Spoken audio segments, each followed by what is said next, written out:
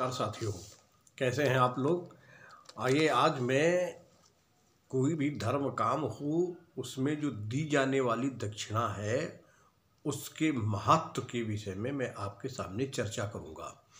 वो कितनी महत्वपूर्ण है और उसका कितना महत्व है और किस तरीके से दक्षिणा को बिना लापरवाही के देनी चाहिए। आज मैं वो सारी बात आपके सामने कहूँगा। ये बात मैं आपको देवी भागवत के माध्यम से बता रहा हूँ। देवी भागवत के नवम स्कंद के 45वें अध्याय में एक कथा ही है।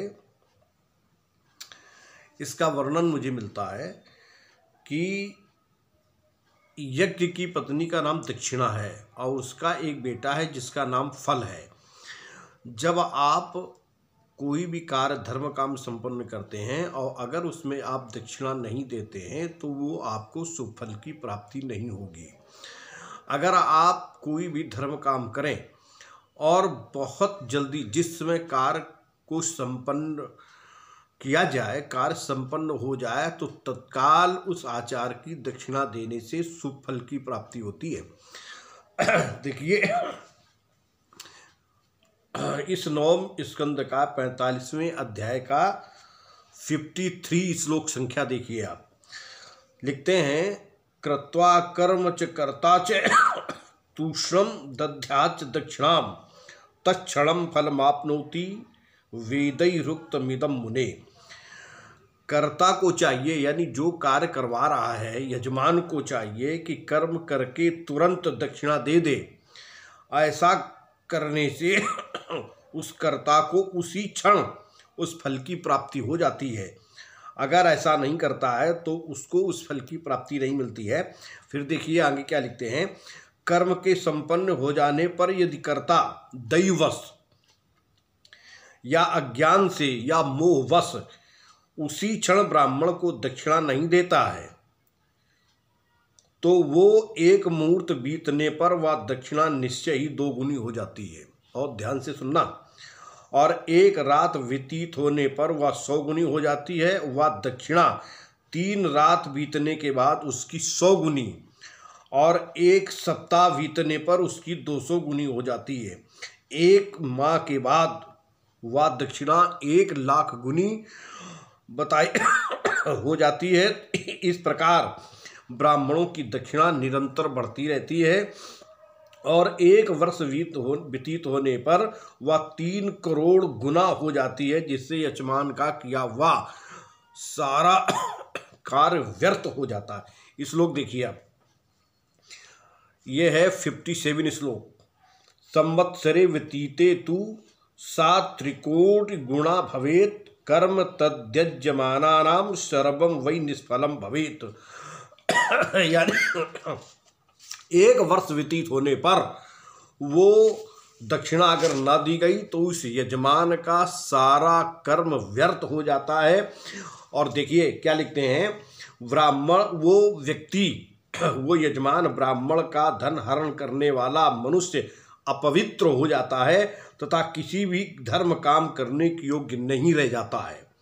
उस पाप के कारण वह पापी मनुष्य रोगी तथा दरिद्र हो जाता है। लक्ष्मी उस घर का त्याग कर देती है। भगवती लक्ष्मी उसे दारुण शाप दे करके उसके घर से चली जाती हैं।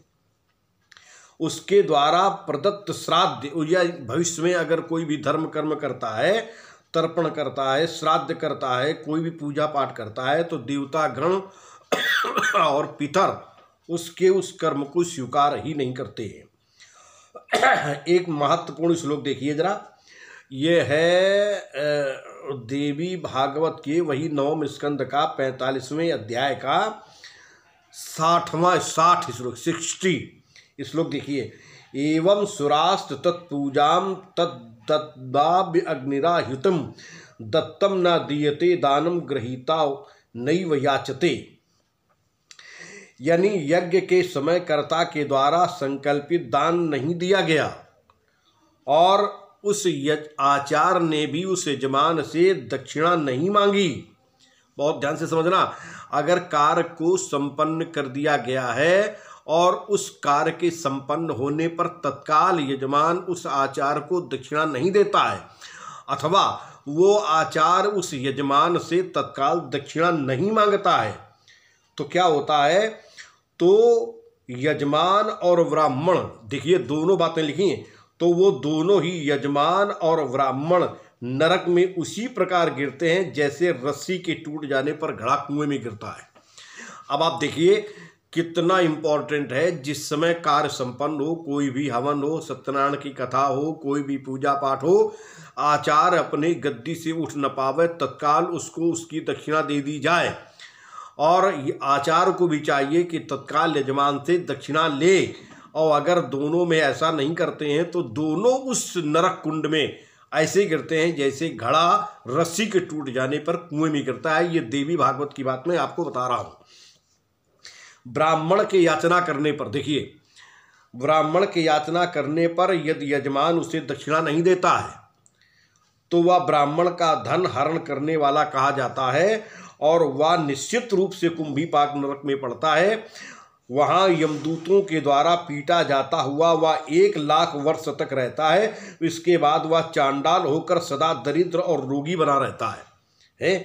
वह अपनी 7 पीढ़ी पूर्व के और 7 पीढ़ी बाद के पुरुषों को नरक में गिरा देता है। इसलिए ब्राह्मण की दक्षिणा जिस समय कोई भी कार्य संपन्न हो, देखिए अगर आप दान देते हैं तो दान में भी दक्षिणा बहुत जरूरी है। आप कितना बड़ा दान कर दें, सत्यनारायण की कथा हो, आप वहाँ फल चढ़ा दें, मीठा चढ़ा दें, अगर आपने वहाँ पर दक्षिणा नहीं चढ़ाई है तो आपका दिया हुआ दान व्यर्थ होगा। आप कोई भी भोजन कराते हैं, आप कुछ भी कोई भी धर्म काम करते हैं, लेकिन अगर आपने दक्षिणा नहीं दी तो आपके द्वारा वो किया गया धर्म कर्म सब व्यर्थ है। चूंकि यज्ञ की पत्नी का नाम ही दक्षिणा है और उसका बेटा का नाम है फल, यानी अगर आपको तत्काल फल की प्राप्ति लेनी हो, उस कार्य की सिद्धि लेनी हो, तो कोई भी कार्य आप धर्म काम करें तो धर्म काम संपन्न होते ही तत्काल आचार्य को आप दक्षिणा दें, जरा सा भी देरी न करें। इस देवी भागवत के माध्यम से ये बात सामने आ रही है। तो मैंने साथियों आपके सामने जो बात कही है वो देवी भागवत के माध्यम से कही है, और इसका प्रमाण है कि महाराज हरिश्चंद्र ने सारा राजदान विश्वामित्र को दे दिया था, लेकिन दक्षिणा के लिए स्वयं को, अपनी पत्नी को, अपने बच्चे को बेचना पड़ा था। तब विश्वामित्र की वो दक्षिणा पूरी हुई थी, तब उस दान का फल हरिश्चंद्र को मिला था। ये प्रमाण पहले से ही हमको पुराणों में मिलता है। इसलिए साथियों आज से आप लोग ध्यान रखिएगा कि जब कभी भी कोई भी धर्म काम हो तो धर्म काम के संपन्न होते ही बिना लापरवाही किए तत्काल आचार्य को दक्षिणा दे, और आचार्य का भी कर्तव्य है कि नरक से बचने के लिए यजमान से तत्काल दक्षिणा मांगे। और इस तरीके से अगर वो दक्षिणा दे दी जाती है और यजमान दक्षिणा दे करके आचार्य को संतुष्ट कर देता है तो उस कर्म की तत्काल सिद्धि होती है और उस व्यक्ति को तत्काल फल की प्राप्ति भी होती है।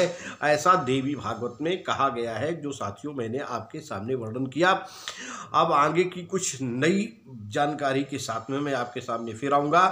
तब तक के लिए नमस्कार। बोलो भगवती दुर्गी मैया की जय।